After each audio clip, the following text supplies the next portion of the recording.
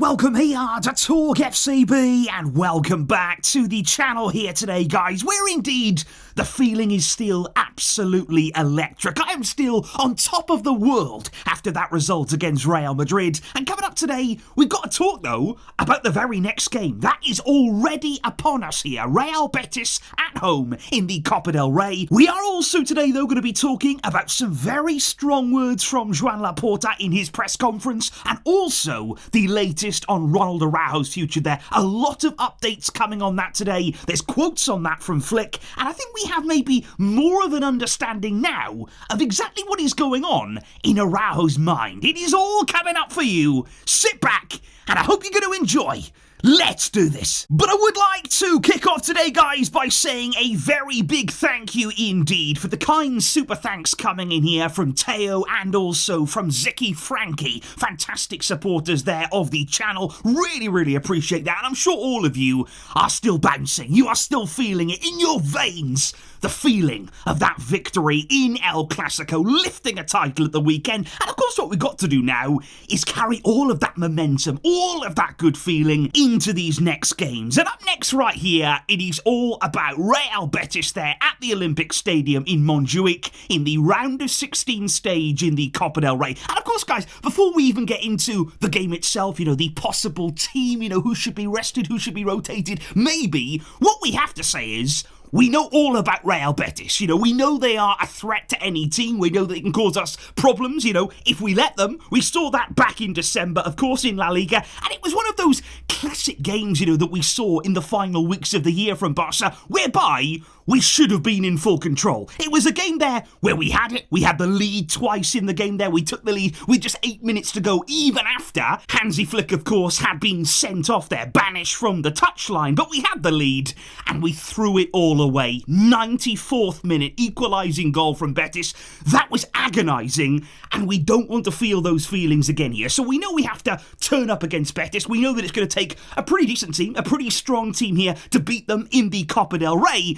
But I think we do have to be careful with our team selection here. It's very easy to say, well, just go as strong as we can. Go as strong as we can. Maybe take players off as you go on. But we need to win this game. But at the end of the day, guys, on Sunday, we were amazing against Real Madrid. The level of performance that we showed there, the level of intensity, the pace that we were able to play with, that was because the squad is feeling fresh. Now, what we do not want to do is jeopardise that there by playing the same players every single game, every 3 days. We were in Saudi Arabia on Sunday. We're now here playing on Wednesday. And on Saturday, we've got another game back in La Liga. That's a massive one away at Getafe. So quite clearly here, you've got to use the squad. There's no way around that here. In the second half of the season, we have to put trust in those from the outside of our best lineup here. We have to make sure that they are playing a part, because we can't just do it this season with 11 players, and 11 players only. In terms of the Champions League, in terms of the league, in terms of the cup here, you need your squad to compete on all fronts, and we have to put some trust in them,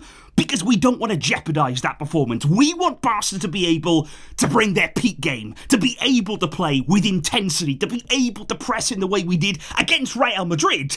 And the only way you're going to do that is by rotating and trusting in every player. Because indeed, guys, when you are looking at the team that did play so brilliantly against Real Madrid there, the 11 that started the game, Araujo, of course, came on for Inigo Martinez. So quite clearly there, Inigo, he's going to get a bit of rest, enforced rest, of course. He's going to be out for around 4 to 5 weeks of action. But aside from that change right there, how many other players do you feel might need a breather here, given that they did leave absolutely everything out there on Sunday in that final against Real Madrid? Now, for me, I think Alejandro Balde's a player this season we've got to be really careful with, because at his best, when he's able to play in full flow, look at Sunday, he was outstanding. He was absolutely everywhere, up and down there, always providing an outlet on the left-hand side. Wonderful goal that he scored, high energy, high intensity. He was everything you would want from a Barcelona left-back, but we've got to be really careful with him, and I mean really careful, because, for instance, if we got an injury to Balde, that is a massive impact on our season. We do not have adequate cover in the full-back areas, and in particular in that left-back area there, in terms of quality depth. So Balde has to be looked after, and I would not start him in this game. And I also think in midfield there, one of Pedri or Casado, they're probably going to make way, and they probably should make way here because both players are so integral, they're both so key. I don't think we really have anything like either of them in our squad. You don't want to lose either of them for any length of time. They're vital as a partnership, but I think one of them here may just make way, rest one, to just give them that little bit of recovery time. And again, guys, I'll just say, we still need to be careful with Yamal. Now, of course, we all want to see him out there. We all want to see him putting on another incredible show, undoubtedly, but we want him available for the full season. We've got to give him adequate rest and recovery time, and I'd be really, really careful with Yamal. And, of course, Raphinha, and all the players, really. Flick has to understand, and he will understand, who's being pushed, who's got more to give, who's got some left in the tank. And I think when you're looking at the game, is this an opportunity, coming in from the outside, for somebody like Frenkie de Jong, for example, somebody who's been very much out in the cold, hardly played any minutes of late, he's been waiting for a chance, waiting for an opportunity. Is this it? Is this the perfect kind of game here where you can say, okay, then go out there and ultimately show me what you can do, go out there and prove why you should have more minutes in this team. And that's what you can do with these kinds of players. They're waiting, they want minutes. So give them that chance and say, go out and prove yourself. Go out and show me why you should be in my team. And even somebody there like Pablo Torre, it's another player we spoke about yesterday. He's barely played since the last Coppa del Rey game. Well, let's not forget, he was absolutely fantastic. And of course it was up against lower league opposition. He's going to have to prove it against bigger and better teams. But at the end of the day, you need the chance to do that. And this is an opportunity against a good La Liga team. It's a good test for any player. Let's see what Pablo Torre can do. And I'm also interested here, are we going to see Ansu Fati? And that's going to give us, in my opinion, a very big indication on his future. Because even today, Flick was talking and he was saying, when I first saw Ansu, when I came in pre-season, I was really excited about him. The potential that he had, the ability that was in there. But he still said here today, we haven't quite been able to see that. He's had more injury setbacks. He still hasn't been able to regain his full level. And are we going to see him in the squad? Are we going to see him in the team, in the starting 11 even? If not, then almost certainly he's not in Flick's plans and he must leave the club in January. So we're also going to get a lot of an idea here about what our plans are going forward. Who's going to be involved, who's pushing their way into this team, and who is simply not part of it. However, guys, there has also been plenty of big words spoken at Barcelona today from both Joan Laporta and indeed Hansi Flick. And let's start with Laporta's press conference there earlier on this morning when he spoke in depth about the whole Dani Olmo situation, everything that went on there, of course. And it was a really passionate press conference, I've got to say, from Joan Laporta. In fact, I think it's one of the most angry press conferences, or frustrated, or maybe those are the wrong words. Maybe it was more of a defiance. He came out swinging. He really, really did. And I felt a lot of frustration from him towards the media, from the journalists inside the room there. He had a particularly frosty exchange with Helena Condis, one of the journalists there who was responsible for the whole Raphinha quote. We're going to be talking about that. But ultimately, Laporta was saying, look, I'm defending the club. I was never, ever going to resign. I'm never going to resign based on something that La Liga have done, that the RFEF done. I'm not going to be pushed towards that. We knew that Laporta was never, ever going to be pushed around, that he was never, ever just going to back down and accept what was coming to him. He has come out fighting. It's been a really positive, really productive week for him, for the club, of course, moving forward. I think ultimately here, this press conference was to try and draw a line under everything and ultimately send out a message here to the media that you will not break us. You do not possess the power. You do not possess here the ability to break a club that Laporta said here has existed for 125 years and nothing will ever tarnish the club's image. That was really, really important there for him to face up to the media and to speak publicly on that. But I was really interested to hear him speak about the whole Raphinha situation, because remember we saw Raphinha speak very openly in a press conference there ahead of the Super Cup semi-final against Athletic, and he spoke about the Olmo situation.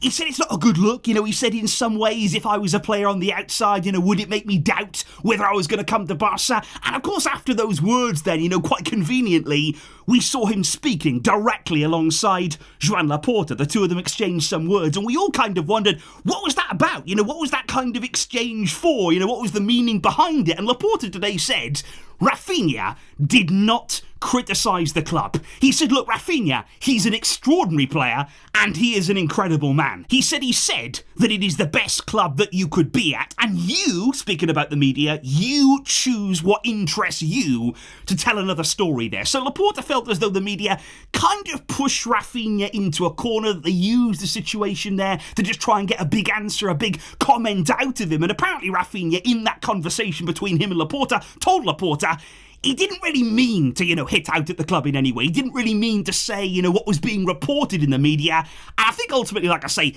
it's time to just put all of that behind us now. It is time here to ultimately let the football do the talking. That's what we did in the semi-final. That's what we did on Sunday against Real Madrid. Because the football that we are playing, and the football that we are capable of playing, that is all the talking that anyone will ever need. However, though, there have been still plenty of rumours surrounding the future of Ronald Araujo. And right here today, Joan Laporta, again, he was directly asked about that from the media. And again, he kind of redirected the question. He said, look, you should probably ask Deco about that. He's in charge of the sports area. He said, personally, I want Araujo to stay. He said, I think that we can find some sort of solution. He said, I like Ronald. He's a great player. He's a great guy. For some circumstances, he is talking right now to the sporting area. There is still room for a solution. And I thought those were quite interesting words there from Laporta, because quite clearly something's going on. He's talking there about finding solutions. He's talking there about Araujo speaking for some reason with the sporting area. Something inside of the club with Araujo,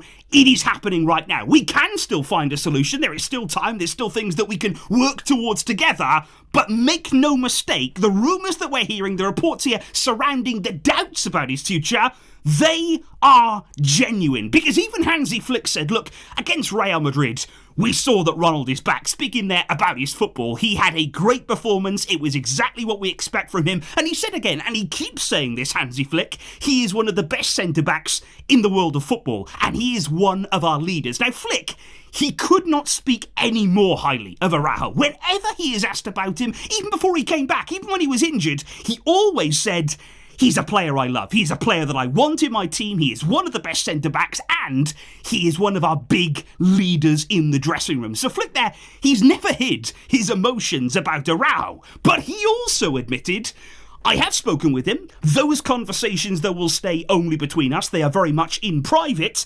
He said he's a Barcelona player. Nothing has changed on that. We're not happy about Inigo's injury, of course, but we are happy that it will only be 4 weeks out for him. So there, he's kind of saying, look, we've spoken about a few things, maybe with Araujo's feelings, about his doubts, maybe, about staying at the club. But right now, all that we know is that he's a Barca player. But how much longer will he be? Because there have been, as we've spoken about, guys, lots of rumours here about Juventus, lots of rumours about a potential €50 million bid coming into Barca. That could indeed happen imminently. And whenever you hear in the media about a club preparing a bid or making a bid for a player, if you've gotten to that point, if we're at that stage, it's ultimately because the club have received some sort of indication from the player that they'd be open to going. No club would ever really make a bid for a player, particularly when it comes to European clubs, without receiving some sort of indication beforehand. And that is why this morning, even Fabrizio Romano has said,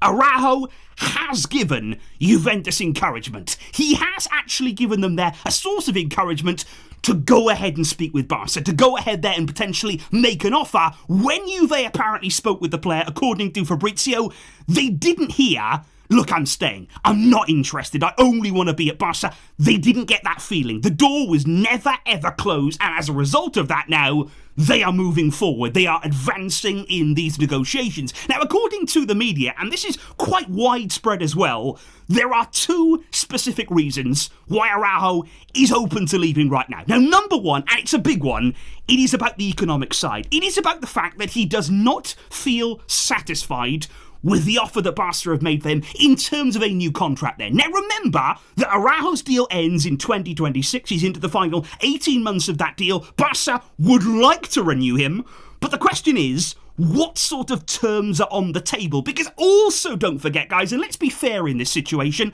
back in 2022, when Araujo actually signed that contract, that was during a time at the club that was very complicated. Economically there, it was a difficult moment for the club, and to be fair to Araujo, he renewed on very good terms. Very, very good terms. He made a personal sacrifice to stay at the club, and he earns now less, for example, than somebody like Jules Koundé. He even earns less than Ansu Fati. That is something that does need to be highlighted. Now, he earns less than Inigo Martinez and Christensen. That's a little bit more difficult to compare because they signed, of course, on free transfers. When you sign on a free, you will earn more because the club has saved massively on the transfer fee. But ultimately, right now, Araujo feels as though he should be earning more than he is. So what is the club's offer to him? I think the only doubt maybe in the club's mind, it's not about the ability. It's not about what Araujo can do on the field. They see every time that he plays. He's a massive player. He's a colossal force at centre-back. But the one doubt, obviously, it would be injuries. You know, you can only provide that ability if you're out there. And a lot of the time, Araujo has not been out there. So maybe he's not going to get the absolute biggest contract just because of those injury concerns, just because you need to be able to count on your highest paid players. Of course, we've got to learn from the past on that as well. But the other interesting thing right now is that there are reports coming out that say apparently Araujo's entourage, his agents there, they haven't even been telling him about the offers that Barca have been sending. Apparently Barca, through Araujo's agents, have made improved offers. And there are reports that say they've not even made their way to Araujo. He didn't even know about some of them until Laporta told him directly, until he went straight to the player there, in the face of the player, and said, look, have you got any of these offers? You know, have you seen them? Have you got any thoughts on them? And Araujo apparently didn't know, but these are only rumours right now, so clearly there's a lot going on. There's a lot at play in this situation. But the other reason, guys, why apparently Araujo would be open to a move is that he wants a new challenge, that he doesn't feel right now as though he's aligned maybe with the club, that he really wants to continue at Barca and sort of go on as he has been. He'd like to go elsewhere. He'd like to try something a little bit new, a new opportunity out there, maybe in Italian football. I mean, that would be an interesting move. It would be a really sort of fascinating one in many ways. I don't really understand what the thinking would be, you know, going from Barca, you know, the path that we're on, the way that we are progressing right now, to Juve. I mean, I don't really know. I can't really see that being part of his thinking. But again, guys, the rumours are genuine here, because even during these Super Cup celebrations, it's been picked up there on Spanish TV that Lewandowski, he actually said to Araujo, you've got to stay. You know, during all the celebrations, all the jubilation, Lewandowski went over and he said, you've got to stay here. Please, stay at the club. You know, you will play. He said, even if you just go until the end of the season, stay now. And quite clearly, if your teammates are talking to you about staying at the club, they must know something. At the end of the day, they're inside the dressing room. They speak with Araujo on a daily basis. They will know what is happening. You don't go up to a random player and say, oh, please stay. You know, you turn around and say, well, I was never leaving. You know, why are you talking to me about staying? Quite clearly, they are aware of Araujo's thinking, about his feeling. And right now, it does feel as though he is close to getting his head turned. You know, he is looking at the interest from elsewhere. Maybe he's looking at some of the offers from elsewhere. Maybe Barca too, you've got to say. Maybe they got to do more on this side. Maybe they have to bring a better offer, an improved offer to the table. Until we know really what's being offered, we can't really judge. But guys, what is your thinking right now? Is there any part of you that could understand if Araujo left Barca to go to Juve? You know, on a sporting level here, would you understand that move from him? Or are you finding it quite tricky to get your head around that there? So let me know your thoughts on his situation down below. Let me know how you would line up against Betis tomorrow. Would you rotate? How heavily would you rotate if you would? Let me know that down below, and I will catch you soon with lots more coming up. Thanks for tuning in. But until next time, as always, Vesca, El Barça.